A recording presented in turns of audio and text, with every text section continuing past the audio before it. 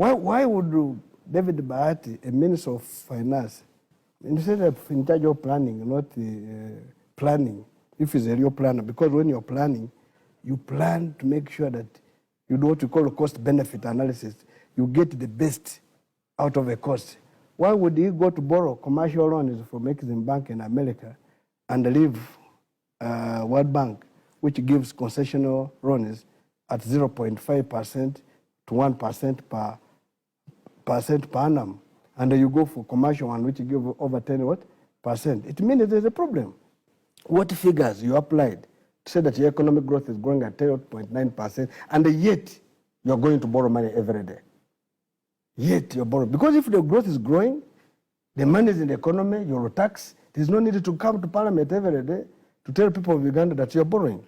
And to demonstrate this, you're saying the interest rates are high. Why? Because you are going to the domestic market, where me and Sabit and Opono, of course Opono doesn't go there, to the bank to borrow. You are going, he's a lucky man. We are going to borrow in a commercial bank, where you're also going with treasury bills to deal and borrow domestically. These are treasury bills, bonds, and whatever. You're going to pay out 12.005 trillion. You are aware of that. Externally, you are going to pay 2.4 trillion. That is 14.4 trillion.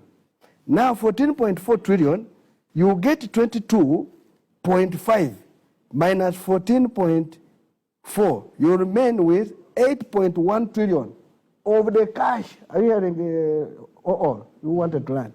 That's the only money you have now, which you have to spend now. Start from there. Now you say, I have only 8.1 before going to borrow. How do I handle it? What are the priorities? And they said, this is for now, before I get more money, instead of eating matoke with chicken, we shall eat posho with beans. And that's how they say planning is. So that's what I wanted. What are the alternatives? The little we have is what we should plan within and stop going with excess. Bringing a 44.7 trillion in this current state where the economy is on more or less recess is wrong for you, Bahati, context. You have talked about the parish model. I'm happy you started with the Tandikwa.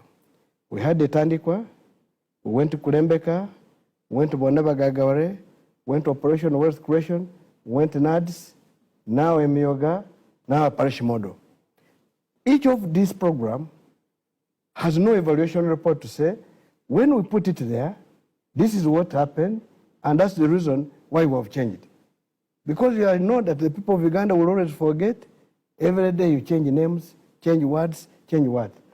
This is most dangerous for you, Mr. Bahati, my brother, Honorable Bahati, in charge of planning.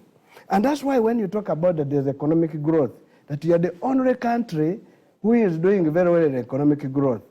You are now 2.9%, other than negative. What figures did you use?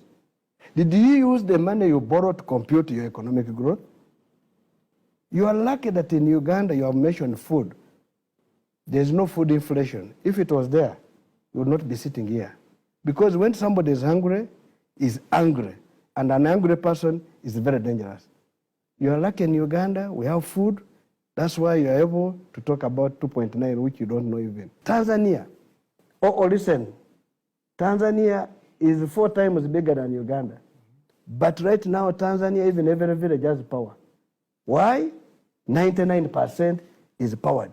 While for us, our quarter were fed. And yet we have the best water. We have now thermal. We have solar. But we're not doing anything. All right, thank you. Let's just conclude on this. Now, the power is very expensive. Why? Because we have decided to make it expensive because you will not have people in Uganda, right? Because you have food.